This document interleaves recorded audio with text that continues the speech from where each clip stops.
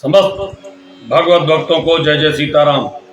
मैं पंडित अतुल तिवारी आप सभी का यूट्यूब चैनल भक्तिपथ अतुल तिवारी पर स्वागत करता हूं एवं निवेदन करता हूं आप लोग हमारे यूट्यूब चैनल भक्तिपथ अतुल तिवारी को सर्च करें, उसे सब्सक्राइब करें, उसे लाइक करें और इस पर उपस्थित कथाओं का श्रवण करें, अन्य लोगों को शेयर करें जिससे कथाओं का लाभ समस्त जगत को प्राप्त हो सके।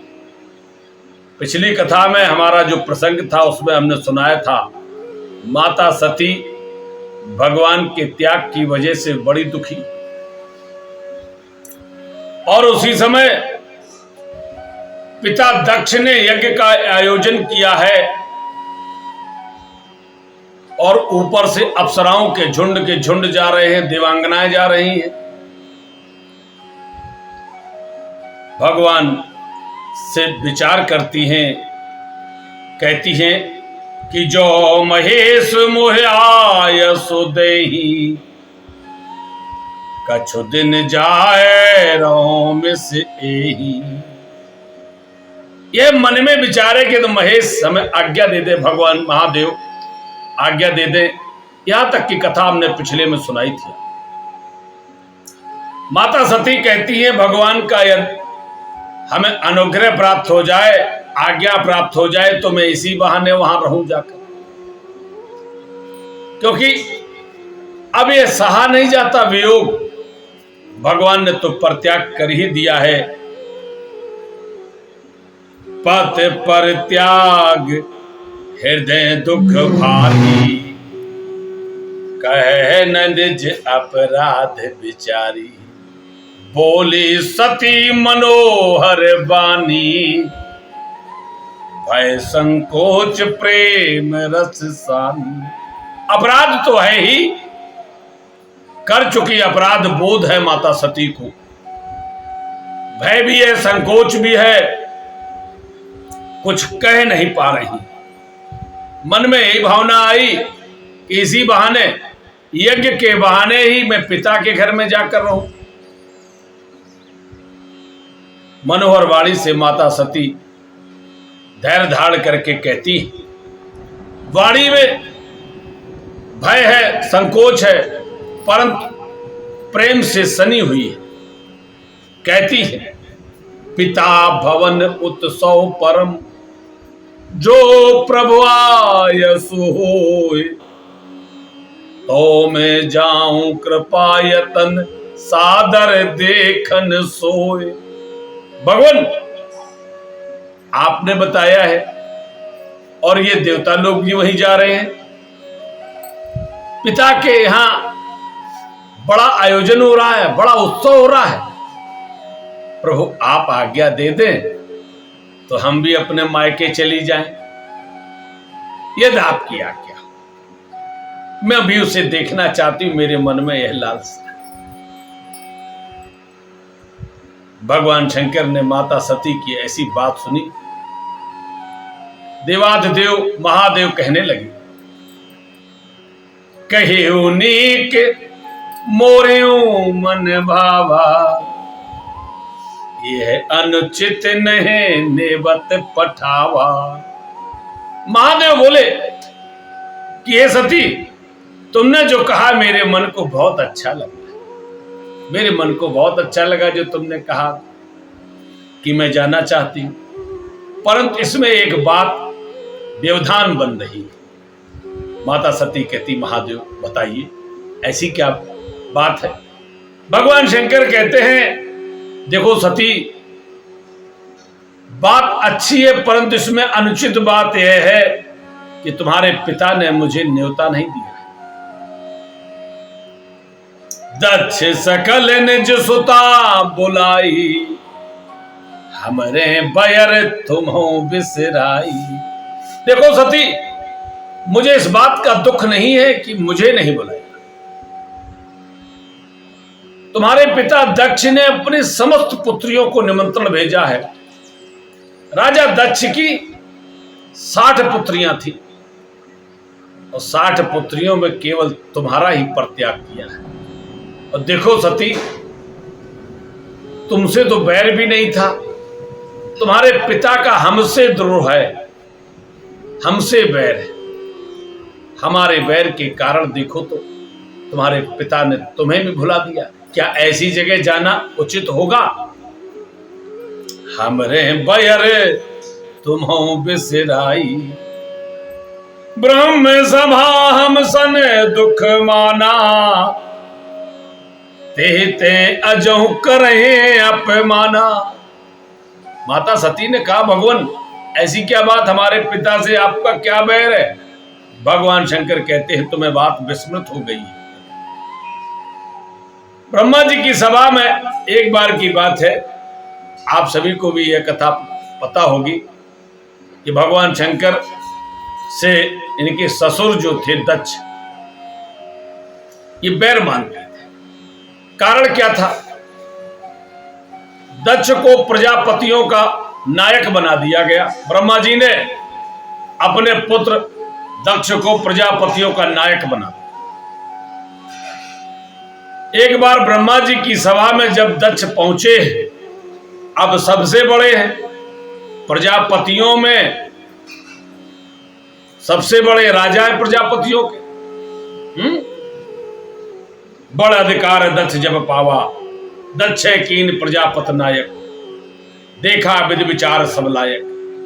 ब्रह्मा जी ने सब प्रकार से जब योग्य जाना है, तो दक्ष को प्रजापतियों का राजा बना दिया।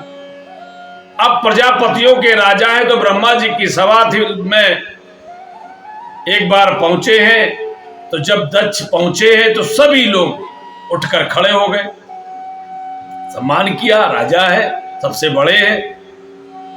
वहां पर शंकर जी भी विराजमान थे और ब्रह्मा जी भी विराजमान थे। भगवान शंकर कहते हैं, देवी सती, मैं उठा नहीं था, मैंने तुम्हारे पिता का उठकर सम्मान नहीं किया था, और ब्रह्मा जी भी नहीं उठे थे, दो लोग उठे नहीं वहां पर। अब ब्रह्मा जी तो पिता है दक्ष की, तो नहीं उठे तो दक्ष को कोई बात नहीं, पिता है, पिता कैसे सब उठेगा, बाकी सब उठे। पर दक्ष को क्रोध इस बात पर आया कि शंकर जी क्यों नहीं उठे, क्योंकि शंकर जी दक्ष के जामाता है, दामाद है, दामाद पुत्र के समान होता है। पर शंकर जी हैं क्या, यह बात दक्ष को पता नहीं। बस अंतर यह है, अंतर इस बात का है कि दामाद है यह पता है, उन्हें यह पता नहीं कि महादेव क्या है। ये देवाधिदेव है, देवों के भी देव महादेव, ब्रह्मा के भी पिता है, विष्णु के भी पिता है, ये जगत के सृष्टा है, ये शिव है, इनसे ही समस्त सृष्टि है, इन्हीं से आदि अंत है। यह बात दक्ष को नहीं, उस समय उन्हें केवल यही पता चला ये मेरा दामाद है और इसने यह धृष्टता की है, और हम भी यही जानते हैं। जो भगवान के भक्त होते हैं ना, वो भगवान की महिमा जानते हैं। जो भगवान की महिमा जानते हैं वे कर्तव्य करते हैं, फल की इच्छा नहीं करते हैं। भगवान कृष्ण ने अर्जुन को यही उपदेश दिया था, कर्मण्येवाधिकारस्ते मा फलेषु कदाचन, कि कर्म करो, फल की इच्छा न करो, क्योंकि फल देने वाला कोई और ही होता है।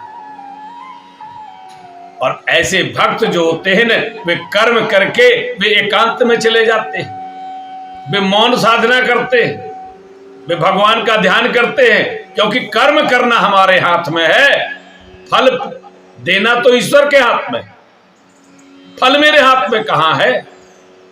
परंतु जो जानते हैं कि फल भी मेरे हाथ में, वही अज्ञानी। हम भी भगवान को, राम जी को,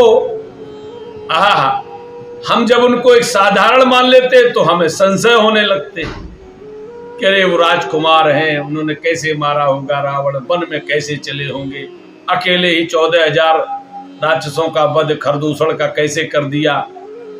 जब उन्हें हम एक साधारण बालक राजकुमार मानते हैं तो हमारे मन में यह भावना आती है। परंतु जो भगवान को जानते हैं जिन्हें उन पर निष्ठा है, विश्वास है। जैसे वानरों को बड़ा विश्वास था, सुग्रीव को विश्वास था कि ये राम है, ये रावण को मार रहे हैं। सुग्रीव ने कभी भी रावण की तरफ जाने का प्रयास नहीं किया। राम जी के चरणों में उनका प्रेम था। जानते थे यह संसार के स्वामी हैं। इसी प्रकार से ऋषि मुनि भार उतारने के लिए, पृथ्वी का भार उतारने के लिए अवतारी मानते रहे।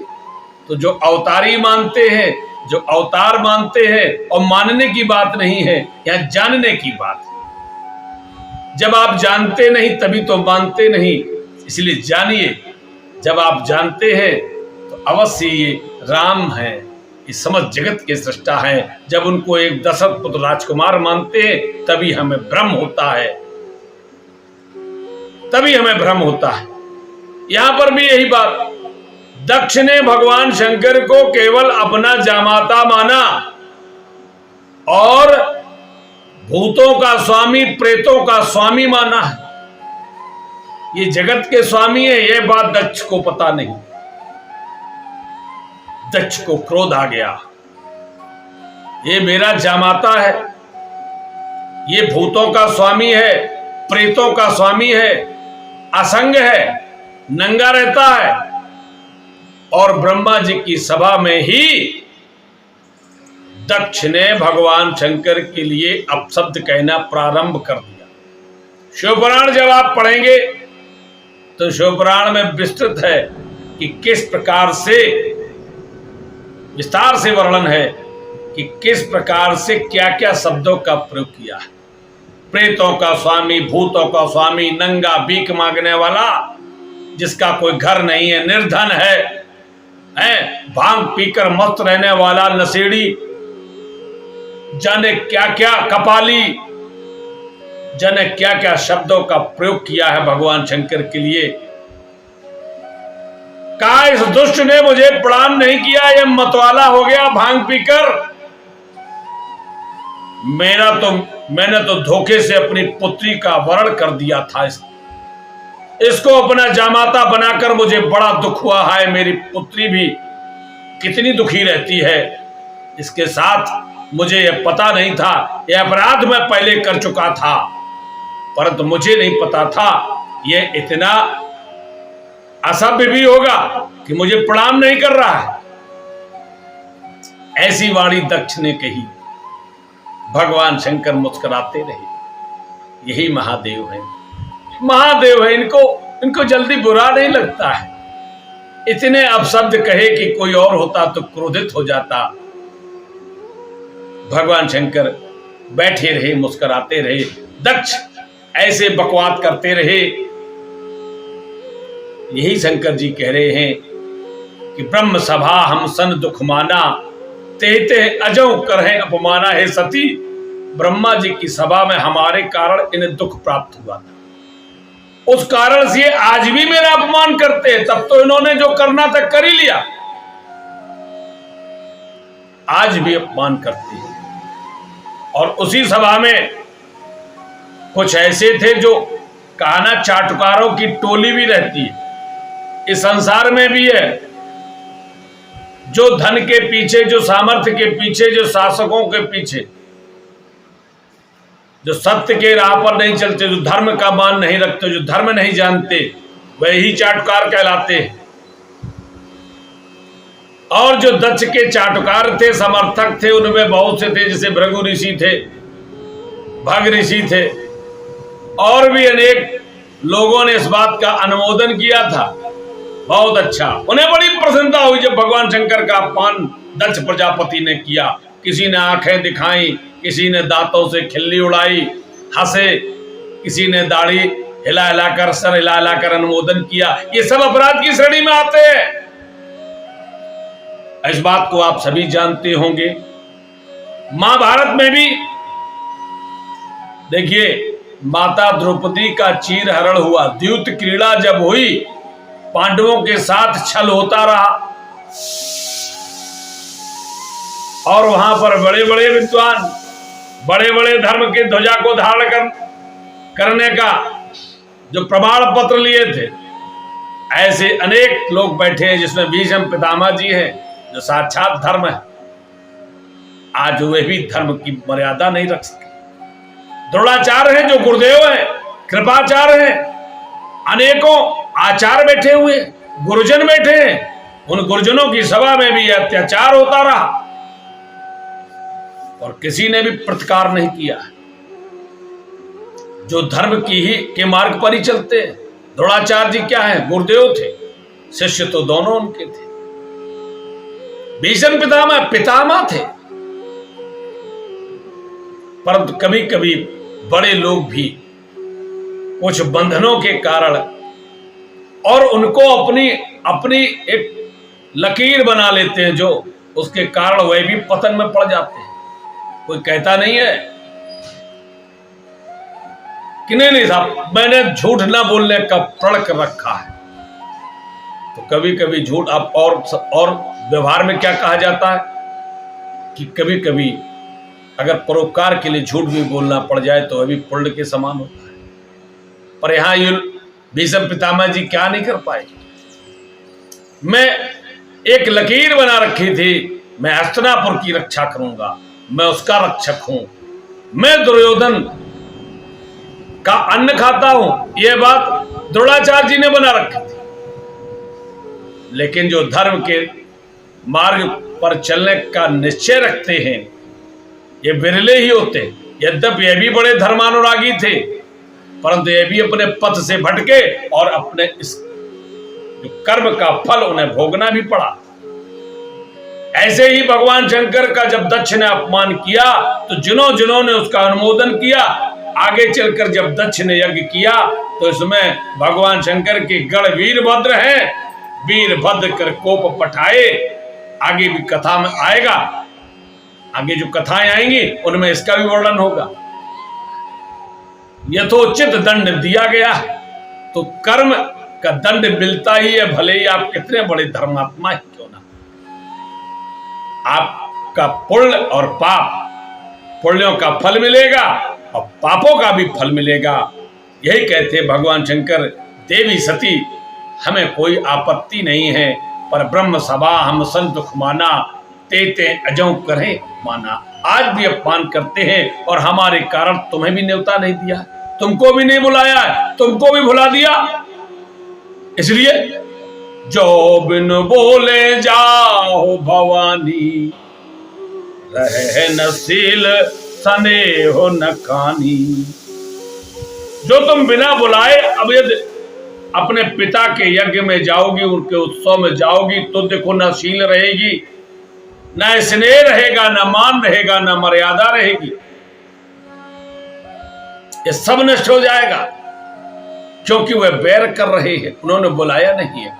बिना बुलाए नहीं जाना चाहिए। यद्यप नीति क्या कहती है? जदप मित्र प्रभु पितु गुरु गेहा, जाए बिन बोले न संदेहा। तदप विरोध मान जह कोई, ता गए कल्याण न हुई। भगवान शंकर कहते हैं देवी सती, नीत ऐसा कहती है कि मित्र, स्वामी, पिता और गुरुदेव के यहां बिना बुलाए भी जाया जा सकता है। जाए बिनु बोले न संदेहा, क्या संदेश या निमंत्रण पत्र की आवश्यकता नहीं होती। यदि आपके गुरुदेव के यहाँ कोई आयोजन हो रहा है और गुरुदेव आपको ना बुलाए तो आप बिना बुलाए भी जा सकते हैं। गुरुदेव का घर अपना ही होता है, क्योंकि गुरुदेव के कई रूप होते हैं। गुरुदेव भगवान भी है, गुरुदेव आपके माता भी है, गुरुदेव पिता भी है, गुरु ही ब्रह्मा है, गुरु ही विष्णु है, गुरु ही महेश्वर है, गुरु ही समस्त आपके संरक्षक। इसलिए गुरुदेव के तो आप बालक हैं और पिता के यहां आप जा सकते, गुरुदेव के यहां जा सकते, प्रभु अपने स्वामी के यहां भी जा सकते। आपका जो स्वामी हो बिना बुलाए जाए उसकी सेवा करें, वहां वह आपको निमंत्रण नहीं भेज रहा, आप बिना बुलाए जा सकते। पिता के घर में या पिता के घर में कोई निमंत्रण की आवश्यकता नहीं, वह मेरा पिता है। आपका अधिकार है, आपका प्रेम का अधिकार है, आप अवश्य जाएं। पिता से निमंत्रण मांगते हैं, ये तो बड़ी दृश्यता हुई। और मित्र, अब मित्र की बात आती तो लोगों के मन में बड़े ही संदेह होते हैं, क्योंकि मित्रों से तो सभी लोग निमंत्रण मांगते हैं और उनसे तो हमें लगता है ऐसा जैसे बैनामा कराया जाता वैसे मांगते हैं। पर यहां भी नीति कहती है कि यदि जिसे आप मित्र मानते हैं, जिससे आपकी मित्रता है, मित्रता निभाने में औपचारिकता की जरूरत नहीं है, निमंत्रण पत्र की जरूरत नहीं है। अगर लगे मित्र आपका संकट में है या आपका प्रेम कह रहा है कि मुझे मित्र से मिलना है, बिना बुलाए मित्र के यहाँ चले जाओ, कोई संकोच की आवश्यकता नहीं है। सुदामा जी भगवान कृष्ण के पास बिना बुलाए ही पहुंचते हैं और बताते हैं जाकर, जाओ द्वारपाल कह दो तुम्हारा मित्र आया है। द्वारपाल जाकर भगवान कृष्ण से कहता है, तुम्हारा मित्र आया है नाथ, एक शीस पगा न जगा तन में, प्रभु जाने को बस है के ही ग्रामा। द्वारपाल जाकर भगवान श्री कृष्ण से कहता है, प्रभु कह रहा है क्या, एक ब्राह्मण आया है कैसा? मैं उसका वर्णन करते हुए मेरी वाणी अवरुद्ध हो रही है। भगवान कृष्ण कहते हैं, बताओ कैसा है? कहते, शीस पगा न जगा तन में, प्रभु जाने को बसे के ग्रामा। धोती फटी सी लटी दुपट्टी, और उपाय उपाने की नहीं सामा। द्वार खड़ो दिज दुर्बल देख, रहो चकसो वसुधा अभिरामा। भगवान कहते हैं, देखो तुमने सब बता दिया कि धोती फटी लपटी दुपट्टी, पाए उपाने की नहीं सामा। अब मुझे उत्कंठा हो रही है। भगवान कृष्ण कहते हैं, द्वारपाल तुम चिकिता से क्यों नहीं बताते हो? उसका नाम नहीं है कुछ? क्या उसने अपना नाम नहीं बताया है? द्वारपाल कहता है, प्रभु बतावत अपनो नाम सुदामा, बतावत अपनो नाम सुदामा। और बोले द्वारपालक, सुदामा नाम पांडे सुन, छाड़े राज काज ऐसे जी की गत जाने को। आहा, जी की गत जाने को। द्वारका की नाथ हाथ धार धाए, गए पाए भैंटी भर अंक लपटाए दुख साले को। ऐसे भगवान जब सुदामा जी पहुंचते हैं, सुदामा जी को भगवान ने निमंत्रण नहीं भेजा, सुदामा जी बिना बुलाए मित्र के पास पहुंचते हैं। और जो ही द्वारपाल कहता है, बोले द्वारपालक सुदामा नाम पांडे सुन। सुदामा नाम है प्रभु, छाड़े राजकाज। भगवान नंगे पैर दौड़ पड़ते हैं, जाकर के हृदय से लगा लेते हैं। ऐसे मित्र के यहाँ भी हमें निमंत्रण की आवश्यकता नहीं होनी चाहिए, वही तभी मित्रता होती। पर आज की मित्रता तो निमंत्रण पत्र पर ही निर्भर है। आज की मित्रता तो निमंत्रण पत्र पर ही निर्भर है। निमंत्रण आप भले ही मुंह से कह दें। देखिए, अब भावों का कितना महत्व कम हो गया है। आप जाकर कह आए और निमंत्रण बांटे आपने निमंत्रण पत्र और उनको नहीं दिया, महत्व कम हो गया है। आप भले ही कहना न जाए, किसी के हाथ से ही वो पत्र भेज दे कागज का, आहा, उसकी मान्यता है। मुंह से तो कहा था कौन निमंत्रण, सबको दिए, निमंत्रण पत्र दिया, कह दिया तो हम मिल गए थे। तो भावों का समावेश होना चाहिए हृदय में। भाव कम हो गए हैं, अब तो पत्रिकाओं ने स्थिति ले ली है, वही मूल है। परंतु नीति ऐसा कहती है कि मित्र से अगर मित्रता निभानी है तो बिना बुलाए चला जाना चाहिए। परंतु तो माता भवानी कहती है, प्रभु फिर क्या दिक्कत, मेरे तो पिता के हैं एक गोरा, अब क्या दिक्कत है? तो आप मना क्यों कर रहे हैं? हमें निमंत्रण नहीं मिला तब भी मुझे जाना चाहिए। भगवान कहते हैं, देवी तदप विरोध मान जेह कोई, ताहाँ गए कल्याण न होई। जदप मित्र प्रभु पितु गुरु गेहा, जाए बिनु बोले न संदेहा। यद्यप इनके यहाँ बिना संदेश के भी जाया जा सकता है, परंतु हे देवी यदि वहां पर विरोध, तदप विरोध मान जे कोई, आपका मित्र हो परंतु आपकी मित्र से बन न रही हो, तो आपको वहां नहीं जाना चाहिए। ऐसे स्थानों पर यदि आप की बन नहीं रही, आपकी यदि मित्रता तो है, परंतु वहां पर अगर आपका कोई विरोध कर रहा है, तो अवश्य ऐसे स्थानों पर जाने से आपका कल्याण नहीं हो। आपके पिता का घर है, आपके गुरुदेव का घर है, आपके मित्र का घर है, आपके स्वामी का घर है, पर यदि विरोध अर्थात प्रेम होना चाहिए। यदि प्रेम नहीं है, वहां पर विरोध है, तो ऐसे स्थानों का भी हमें परित्याग करना चाहिए देवी सती। इसलिए तुम्हें अपने पिता के घर नहीं जाना चाहिए, क्योंकि वहां पर तुम्हारा विरोध है, मेरा विरोध है, मेरे विरोध के कारण तुम्हारा विरोध। इसलिए तुम यदि वहां जाओगी तो तुम्हारा कल्याण ना हो नहीं होगा। भांत अनेक शंभु समझावा, भावी बस न ज्ञान और आवा।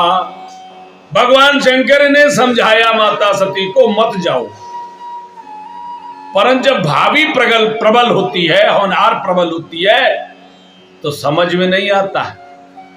अच्छा देखो, इससे पहले भी भगवान शंकर ने माता सती को समझाया था, यही राम है, यही हमारे इष्ट हैं, परंतु देवी सती को बहुत समझाया था, समझ में नहीं आया, और पुनरावृत्ति हो रही है, फिर वही कार्य हो रहा है। परंतु उसमें भी भगवान शंकर ने यही सोचा था कि भगवान की इच्छा है तो ठीक, मोरे कहे न संशय जाई, विधि विपरीत भलाई नाई, होइए सो जो राम रच राखा, कोकर तर्क बढ़ावे शाखा। ये विचार किया था भगवान शंकर ने, और आज भी अब पुनः वही स्थिति आ गई है। माता सती से कहते हैं भगवान शंकर, पिता के यज्ञ में मत जाओ। माता सती हठ करती हैं, मैं जाऊंगी, हमें लगता है। और यहाँ पर इसीलिए गोस्वामी जी ने लिखी चौपाई, भावी बस न ज्ञान और आवा। होनहार थी, पर इस होनहार के पीछे कौन सा कारण था? इस होनहार के पीछे कारण क्या था? पर इस होनहार के पीछे कारण है, वह छिपा हुआ कारण है। अगली कथा में हम अवश्य इसका वर्णन करेंगे। ये कौन सा कारण है जिसके कारण माता सती को पुनः यह बात भगवान शंकर की समझ में नहीं आई और वे नहीं मानने को तैयार हैं। यह अगली कथा में वर्णन करेंगे। तब तक के लिए जय जय सीताराम।